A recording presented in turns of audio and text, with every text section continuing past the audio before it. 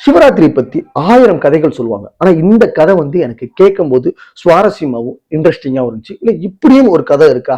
அப்படின்னு சொல்ற மாரி இருந்துச்சு. வேற ஒண்ணுமே இல்ல. சிவராத்திரியோட மகிமை என்ன அப்படின்னு சொல்லி ஒரு மன்னர்ட்ட ஒரு முனிவர் ஒருத்தர் சொல்லிட்டு இருந்தாராம். என்ன சொல்றாரு அப்படின்னா, ஒரு வேடன் ஒருத்தன் என்ன பண்ணிருக்கான்னா, காட்டுக்கு வேட்டையாட போயிருக்கான் சிவராத்திரி அன்னைக்கு. அப்படி வேட்டையாடும் போது என்ன நடந்துச்சு அப்படின்னா, ஒரு புலி ஒண்ணு துரத்தி போய் இவன் என்ன பண்ணிருக்கான்னா, நேரா வில்வ மரத்துல போய் மேல ஏறி இருந்திருக்கான். இவனை எங்கேயும் போக விடாம அந்த புலி அதே இடத்துல நின்னுகிட்டே இருந்து கீழே இறங்கினா எப்படியாவது கடிச்சிடலாம் அப்படின்னு ஒரு நோக்கத்துல கீழே நின்னுகிட்டே இருக்கு. இவன் இரவு முழுதும் தூங்காம இருக்கிறதுக்காக என்ன பண்றான்னா, வில்வ மரத்துல இருக்க இலைய ஒரு இலையா எடுத்து எடுத்து கீழே போட்டிருக்கான். கீழே இருந்த சிவலிங்கத்துக்கு மேல அது ஒரு இலையா விழுந்திருக்கு. இவன் தெரியாம சிவராத்திரி முழுக்க கண் முழிச்சிருந்தது. சிவராத்திரி முழுக்க அந்த வில்வ மரத்துல உள்ள இலைய ஒண்ணா சிவலிங்கத்துல போட்டதை அப்படியே சிவன் ஏத்துக்கிட்டதுனாலயும் அடுத்த ஜென்மத்துல, அதாவது போன ஜென்மத்துல வேடனா இருந்தவன் அடுத்த ஜென்மத்துல மன்னனா ஆகிறான் அப்படின்னு சொல்றாங்க.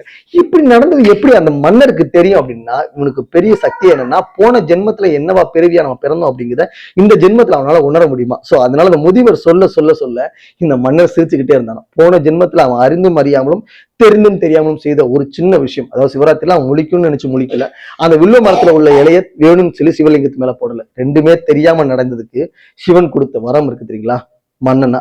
அது மாதிரிதான் நம்ம தெரிஞ்சு பண்ண விஷயத்துக்கே அவ்வளவு பலன் இருக்கு, தெரியாம விஷயம் பண்ணதுக்கு ஒரு பலன் இருக்கு.